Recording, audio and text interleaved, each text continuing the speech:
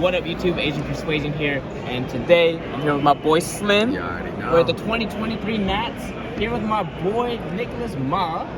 It's been 14 years since I last been on your channel. Since I last seen this man on my channel. I win. You win. This is my boy who got top 32 here in Nats. Playing what deck, my friend? I played PURRELY. Played the little kitty cat deck. It's funny, it's been 14 years to this date approximately. Actually, it's about to. They always have Nats around this time. Yeah. So, yeah. So this deck box might be in that video. So if y'all want to go back and find this dude's profile, he's playing Whitesworn, look for that deck box. It's still here. All right, you want to start with shoutouts, or you want to go into the deck profile? Sure. I'll shout out to my local stores, Phenomenal Games in 100 North Linden Wall, White Horse Pike, New Jersey. The store owner is David Barnes. Huge shout out to him and everybody. I think everyone in the local made it out, and they're doing fairly well. Two guys almost made the top cut, but they both lost last round going X3. Shout outs to my original team, Team War Council, first and foremost. And then shout out to my testing group now. It's me, Brian Pham, Steve Gleason, and Turner Bratton. Nice. And we'll go in the deck.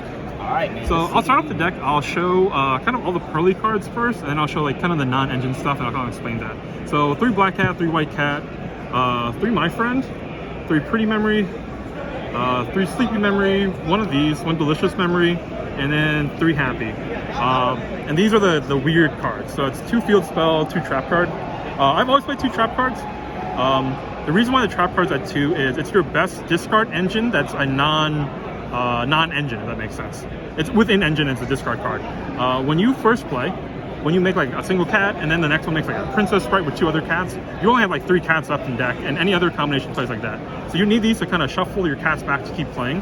I also play in my non-engine Prosperity, so you banish a lot of your non-engine stuff and eventually you'll need cards to kind of keep recycling to keep playing. So you get to a position where you can recur a lot, but what will happen is you don't have things like Relinquish Anima, you don't have things like a Second Zeus anymore, you have those type of things. With this card's really good because it has 2 good matchups. It is Kashtira, the PURRELY Mirror match, and then sometimes against things that have targeting effects like Branded Beasts. So if you play this first, hypothetically your opponent has a non-targetable Noir. You play this, and then you special summon a cat via any of your trap cards. For them to interact with your cat, they first have to deal with the field spell. And if they deal with the field spell, now they can become a vulnerable Noir, and then you can do things like trade like a beauty for that vulnerable Noir. And what you essentially did was trade in-engine cards for a card that other decks typically get to trade non-engine cards for, like a Kaiju or something. Same thing, it works with a Rise Heart too. So if you play this and then you special a cat, and then they're like, oh no, I can't target the cat, and then you make a beauty via like White Cat, Pretty Memory or something, you can negate the Arise Heart without them being able to even target your cat, which is really good. Any questions about the engine stuff? No, any psyche moments of getting the 1-up? Actually, I have a lot. Okay, the 1-up came up. Prosperity was the MVP. It kind of got me here a lot. Whenever I had this, I would do the Delicious play, where it's like Plum to make a Noir turn 1. I'll kind of show the non-engine cards first, and then I'll talk about like some cool plays I did throughout the tournament too. My deck count's 41, and then my non-engine cards, it's a total of 18 cards. So the only hand traps I played were Ash and Imperm, and then the rest were just power spells. So it's 3 Pot, 3 Dark Ruler No More, 2 Tactics, 2 Book of Moon, 1 Thrust, and 1 Feather Duster. So I've been telling everybody this. I didn't think I was going to do well enough to have to explain my ratios. He was like, hopefully they don't ask me these questions later. In the last YCS, the YCS Philly, I made top 32 with that, but that's like the old format. I played triple Tactics, 3 of these, and then 3 of these, and I didn't play these 2 cards. This tournament, I wanted something for back row stuff because I was really scared of Runic. I think Runic into PURRELY is really tough because when you have to mill like 3 and 4, your deck can't handle losing so many, again, like cats and stuff like that. If you lose like Delicious, it's kind of rough, or if you lose like too many Black Cats or White Cats, it's really rough. I wanted things to kind of like counter that, and then this to kind of cover this. These 2 were okay. Realistically, this could just be a 3rd Book of Moon, and I mean, that might be it or something. Book of Eclipse was something I played around with too, but I didn't get a solid chance to test it out. MVP cards, again, were these 2. There's really cool plays with Happy, with Dark Ruler No More.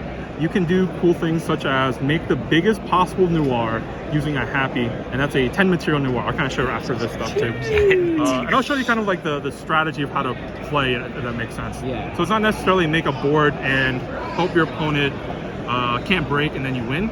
It's more so make a board that your opponent can break the monster, they can break certain things, and they're forced into like letting you get pluses out of like your My Friend or your field spell, or letting you survive, and then you kill in the following turn too. I'll show the extra deck, and then the first thing I'll do is I'll show the prosperity targets. So these are the non-Purrelys. These space them all out first. So I play 2 Plump, 2 Beauty, 2 Happy, 2 Noir. All of them came up, including their seconds. The only one that didn't come up this tournament was the second Plump. I think it came up 1 game, but again, it wasn't super important.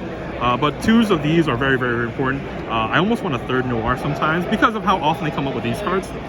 And then for I'll show these real quick. It is Azalea, Enema. This should have been Slacker Magician. I just don't own one. Princess Sprout, 2 Zeus, and then Downer Magician. For your prosperity targets, it's typically you keep a Zeus for in the deck, and then it's somewhere between these 8 cards. So you banish 6 of these 8 cards, typically on like something you would do, and then you would play the rest of the game with just these, and then your 2 traps in your deck.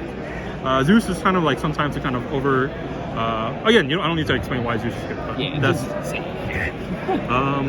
Let me show you the side deck, and I'll show you some quick Purrely combos that are still applicable in the new format too. Again, I really emphasize this. I didn't think I had to explain my side deck to the public. So this is not a great side deck, but that just shows how good the actual deck is if someone who put real work into it.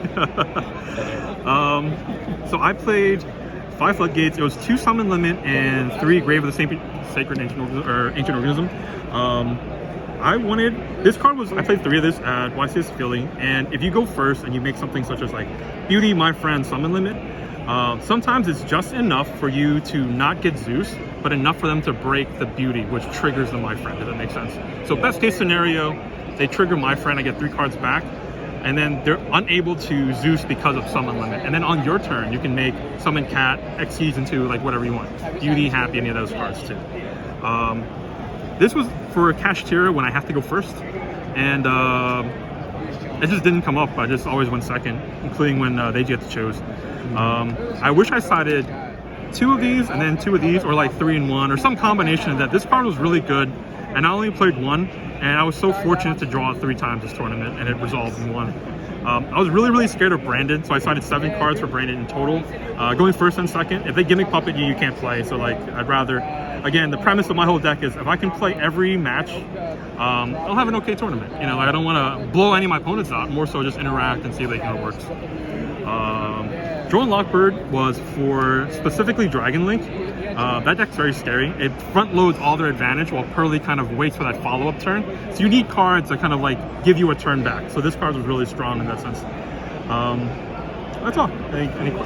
Let me show you some combos unless anyone has questions. Oh no. Let's see these combos. So think about when you have to, so let me go first or second game 2. And then you have a Happy with Dark Ruler No More. So typically what a Happy would look like is this. And I always have like an example, like I say Blue Eyes White Dragon, but everyone knows what I mean. Yeah. Say you Dark Ruler No More, and you now go make a Happy. This is really low, what's it called? Low, what's the word I'm looking for? You don't need to commit a lot of cards. Low committal. Yeah. So Black Cat searches My Friend. My Friend searches 3 of these. Discards. You can special an extra White Cat if you want to, but then you upgrade to this. The reason, if you attack, this has 2 attacks currently, and both attacks search. So what you'll do is your first attack will search for the second Happy, but then your second and third attack will search for double Pretty. You can do this possibly too. So you don't want to kill that monster. So now this has 5 materials. What you can now do is, Happy has a Tribute to Take, Tribute Suck effect. So I can first effect Tribute Suck, and I'll just kind of use this as like a placeholder show. This is the first one resolving, the second one resolving, and then you can upgrade this to a Noir. Right. And then Noir now has 2 Tribute Sucks, so you can kind of like, again, 2 more. And then this is if your opponent has a lot of cards and stuff like that too. So this is a 10 material Noir. And think about it like this. You had a low commitment Happy, and then what you did was take everything they control. so they have no liabilities anymore. You can tribute your my friend Dolphin stuff, because what will happen sometimes is they'll try to Zeus you and get rid of all your other stuff to try to prompt your Noir to kind of like resolve it so they can play cards like Tactics and Thrust and stuff like that. But if you just sit on this, no weapon any deck can forge can prosper against the Noir for the most part. You know? Like, for the most part, yeah. So you tribute this to take, and you have a 10 material Noir, and then when you pass, so your opponent has 5 cards. This trades for 5 things, you know, which is kind of cool. Yeah. That was like one of the cool combos. I mean, there's like standard stuff with like the happy kill and things like that. But I wanted to kind of demonstrate, for example, if you go second, what can you do to kind of play within the game? You know, like this is a kill turn. It's more like an avalanche, you know, like one of those where like they can't come back anymore. Yeah. There's one last thing I'll show is the double happy. I'm a little embarrassed because I think everybody knew this but me. Really. You learned this on the. I learned this way later. So this is typically what the happy would look like. And then again, you have my friend, which is a very common setup, and against a blue eye, so it's attack mode. The first happy can attack into it, and how it was ruled at this tournament, and again, it just could be how it's ruled in general. This would still search, even though it's going to be destroyed by the blue eyes, but it won't have. So if this crashes into, you can now search in the battle phase for your delicious memory. And then this goes to the graveyard, and my friend triggers to add back this. So now you have a second happy in the battle phase with the typical like kill cards, which is like really cool too. So sometimes your opponent just doesn't see game coming, like why do you have 2 of these on board, like what's going on? And all of a sudden they see that, oh my god, they have the kill combo with a few searches too, you know? Yeah. And that's it. That's my deck. Mostly it's just happy kills and beauty sucks. And 10 materials uses. Yeah. Jesus Christ. Awesome. Well, anything else you'd like to say about your tournament experience? I know you're a veteran player like me, 14-year deck profile difference. I'm feeling kind of old, man. This is my 10th Konami top. I'm really excited about that. It's my 5th NAWCQ. Someday, hope to go to Worlds. Yes. I lost in top 32 of YCS Philly last month or so too. So someday I hope to go past top 32, I guess, in that. Overall, I really enjoy playing still, being able to have the time, and I've met so many old duelists that I knew across the years from playing. I'm so glad to see them come back, especially like things like Johnny and everyone too. So that's it. Thank you for the deck profile. Of course, anytime. It's my pleasure, Nick. Next time, we'll see you be winning that nationals, and then we'll be bringing the trophy home, baby. So congratulations, and thank you for the deck profile. Thank you.